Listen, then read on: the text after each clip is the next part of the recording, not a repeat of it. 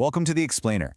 Today we're going to take a really hard look at one of the most powerful dreams in the modern economy, passive income.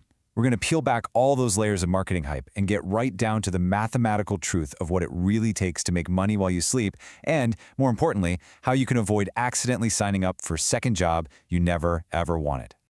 Okay, so here's how we're going to break this all down. We'll start with that seductive promise of effortless wealth. You know the one. Then we'll expose the frustrating reality that so many people face when that dream turns into an absolute grind. After that, I'm going to introduce you to a really powerful analytical tool called the maintenance ratio, show you exactly how to use its 3 different lenses to see any income stream clearly, and finally, we'll put it all together into a simple litmus test to separate the true assets from the time-sucking traps. All right, first up, let's talk about the dream itself. This is the idea that has launched 1,000 YouTube channels and sold countless online courses.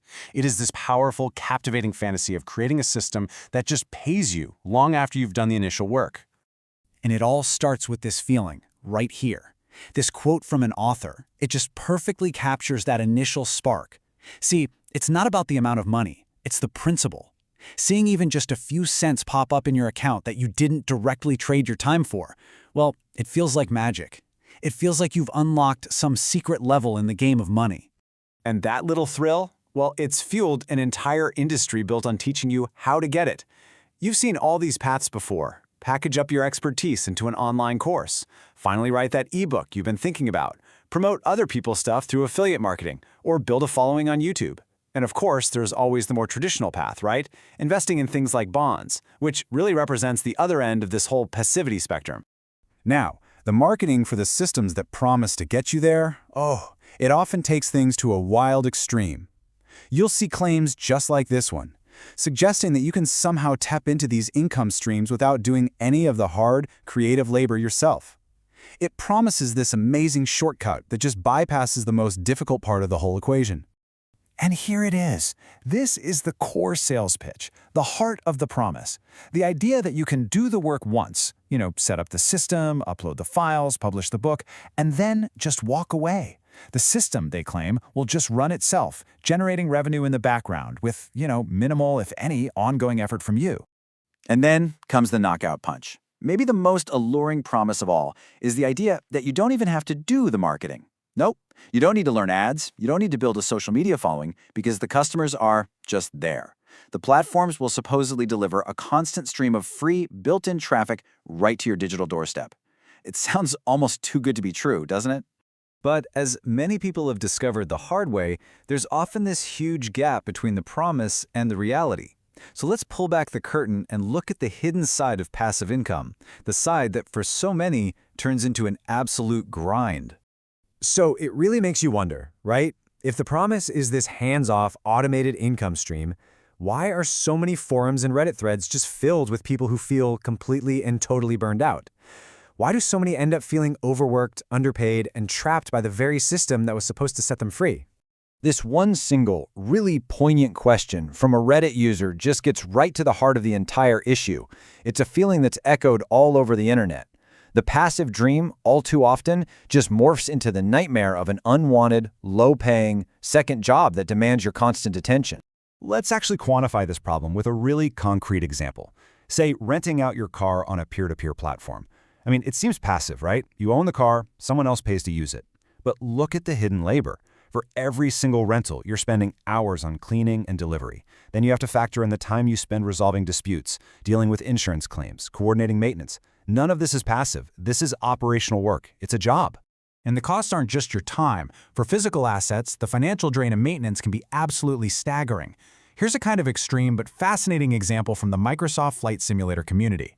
Users who run their own virtual airline businesses report that a shocking 50%, half, of all their earnings from renting out an aircraft are immediately eaten up by maintenance costs. One person noted a single inspection could cost £600,000 and a new engine, $9 million.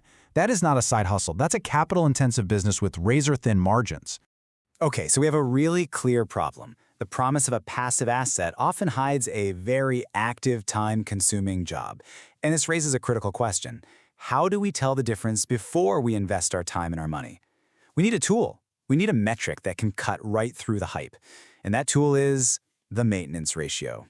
It's called the maintenance ratio. Now listen, this isn't some niche, abstract financial theory. This is a diagnostic tool used in the real world by everyone from fleet managers tracking their vehicles to city planners managing public infrastructure. Its purpose is simple but profound: to figure out if an asset is actually worth owning by comparing the value it generates to the resources it constantly consumes.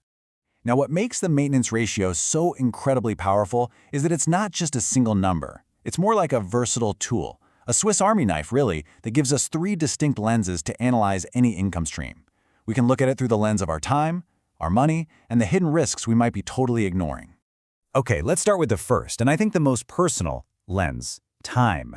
The time-based ratio is designed to cut through all the noise and calculate your true hourly wage. It forces you to answer the brutally honest question: after all the hidden tasks and all the late nights, what am I actually being paid for each hour of my life that I invest in this thing? Now, I know that formula looks a little intimidating at first glance, but it's really just simple, honest accounting. Let's just break it down.